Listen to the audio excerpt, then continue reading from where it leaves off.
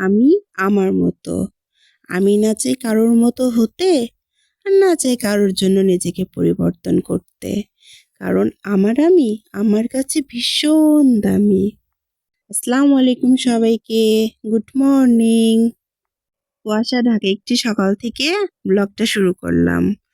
সকালবেলা ঘুম থেকে উঠে গোসল খাওয়া করে দেন অফিসে চলে গেছি। আর অফিসে গিয়ে গত দিনের বানানো পিঠাগুলো নিয়ে গেছিলাম কলিগের জন্য। আর ও তো বেশ মজা করে পিঠাগুলো খেলো। দেন আমার আম্মু, আমার ছোট বোন আর আমার মেয়ে চলে এসেছিল বাজারে যাওয়ার জন্য। ওদের স্কুলের জন্য অনেকগুলো কেনাকাটা করার ছিল। প্রথমে আমরা চলে গেলাম একটা টেইলার্সে। স্কুল ড্রেসের জন্য কাপড় কিনে দর্জির কাছে বানাতে দিয়ে দিলাম। তারপরে গেছিলাম জুতার দোকানে। ওরা ওদের পছন্দ মতো সেম সেম জুতা কিনে নিল। আর জুতা কিনে আমরা একটা ওয়াচ কেনার জন্য গেছিলাম। আমার মেয়ের একটা ওয়াচ দরকার ছিল। আর ওইটা কেনা শেষ করে আমি ওদেরকে বাসায় রেখে আবার অফিসে চলে এসেছি। বিকেলবেলা আমাদের একটা বড় ভাই অনেকগুলো চকলেট দিয়েছিল, ওইগুলোই খাচ্ছিলাম।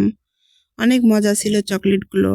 আর রাত্রে বাসায় ফিরে মনে হলো ঠান্ডা ওয়েদারে ঝাল ঝাল কিছু একটা চিকেন আইটেম বানিয়ে খাই। এই জন্য যত রকম মশলা ছিল সবকিছু দিয়ে একটা স্পাইসি করে চিকেন চাপ বানাবো। আর তার সাথে একটু সফট পরোটার জন্য রুটিগুলো বানিয়ে নিব। চিকেনগুলো প্রথমে ভেজে নিয়েছিলাম আর এদিকে পরোটাগুলো ভাজা হচ্ছিল। নরম তুলতুলে পরোটা ভেজে এদিকে চিকেন চাপটাও রেডি করে নিয়েছি। আর এখানে আমার রেসিপি ডান। এখন পরোটা আর চিকেন চাপগুলো খাওয়া হবে। বাসার সবাই তো খেয়ে বললো অনেক মজা হয়েছে। আর সবার লাস্টে আমার খাওয়ার পালা। আমিও একটা প্লেটে চিকেন চাপ, পরোটা আর সস নিয়ে নিছি। খাবারটি সত্যি অনেক মজা হয়েছিল। আজকের ভিডিওটা এই পর্যন্তই। আল্লাহ হাফেজ।